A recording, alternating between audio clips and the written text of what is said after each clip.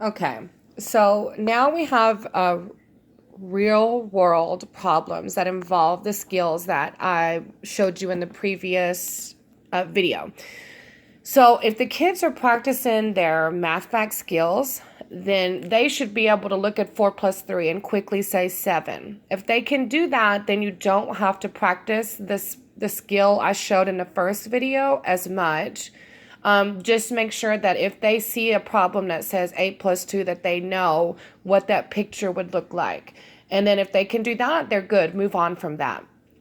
So this is now more of what we will see on assessments is like the addition within a word problem. So the kids have to read it, they have to write the equation, and then they have to fill in the number bond and solve it by either using their fingers or pictures, whichever one. So pause the video, and I want you to try to read the first one just to practice some reading skills because I didn't bring books with me here.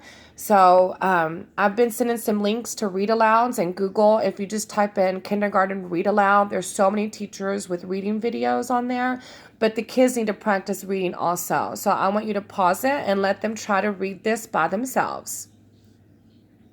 All right, now that you've read it by yourself, let's read it together. Jocelyn has 5 stickers. Her mom gave her 6 more. How many stickers does she have now? All right, pause it, and I want you to tell your caregiver what are the important numbers there.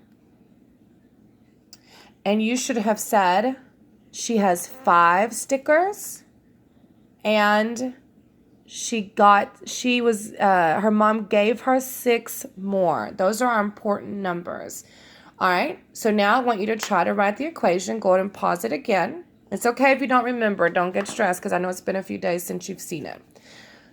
All right, so the equation they should have wrote is blank equals 5 plus 6. Of course, if they flipped it, it's totally fine. Remember, you can write it either way. All right, so then this tells you this is a part, and they're looking for the whole of how many she has now. So that tells you that your part has to go here, and we're looking for the whole. So, oh, dropped my pen, sorry. So they should know to write the 5 here and the 6 here, or either one, vice versa. They can flip it. And then they need to either use their fingers. I wouldn't use my fingers as much though because we're getting into numbers over 10. So let's try drawing pictures or using objects instead. So I'll use objects for this one. So 1, 2, 3, 4, 5. There's the 5 stickers. Then her mom gave her 6 more. 1, 2, 3, 4, 5, 6. So there's my 5 and my 6. And then we know when we add them, we need to put them together.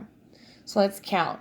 1, 2, 3, 4, 5, 6, 7, 8, 9, 10, 11. And when we do real world problems, they have to be able to tell you 11 what.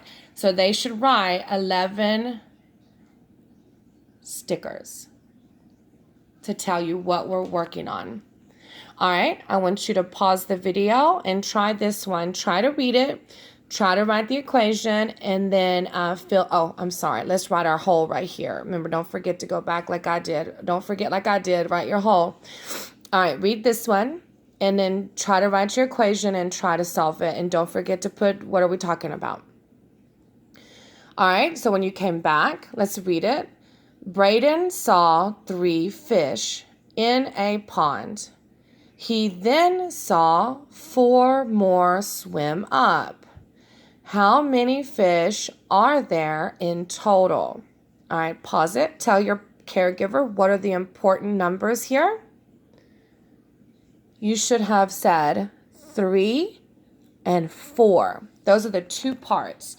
He saw 3 fish, then he saw 4 more.